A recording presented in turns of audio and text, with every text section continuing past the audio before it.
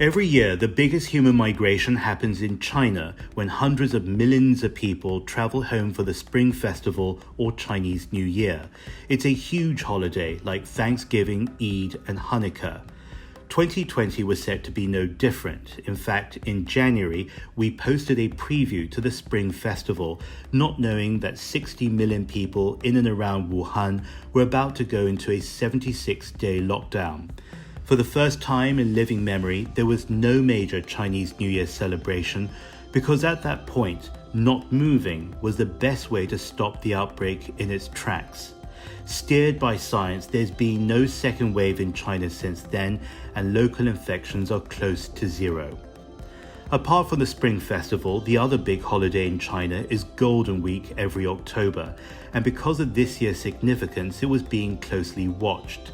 Could it be possible that life would recover just 9 months after the first outbreak in Wuhan? The answer is yes. This Golden Week, 637 million people traveled within China. This year, Golden Week happened to coincide with the Mid-Autumn Festival, so perhaps bumper celebrations spelt bumper numbers.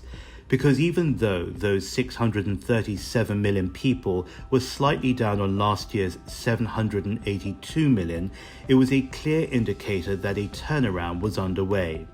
It also showed that a tough and sustained lockdown at the start of the outbreak has allowed the country to achieve some sense of new normality.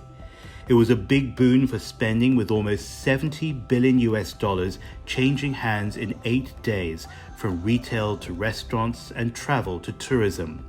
High-speed train tickets began selling out hours after going on sale, while planes, buses and cars sprang back to life, as did hotel rooms that, much like those globally, have experienced long periods of low occupancy in this pandemic.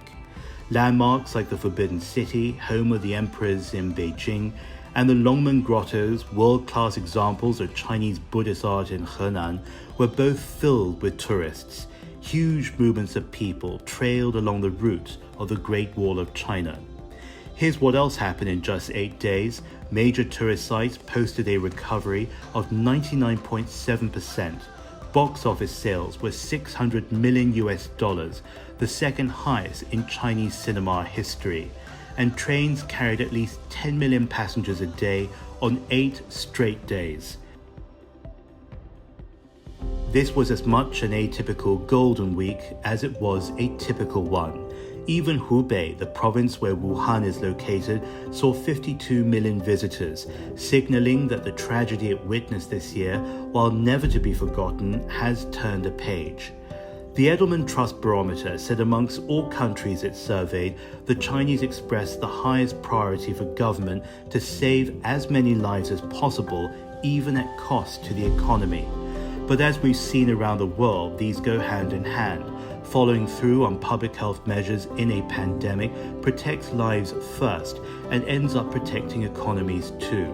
So Golden Week is not about who goes on vacation or how much they spend, but ultimately shows a recovery is possible and within reach for China and for every country on the planet. I think that in this time of grief and mourning, we all want to believe that a better world awaits us in the future. This has been a horrific year for the global community, but as we see, life can get better. I'm James Chau for the China Current. The pandemic isn't over, so please stay safe. Wash your hands regularly, wear masks, and keep your social distance. I am James Chau. You're watching the China Current. Follow us on social media @the China Current.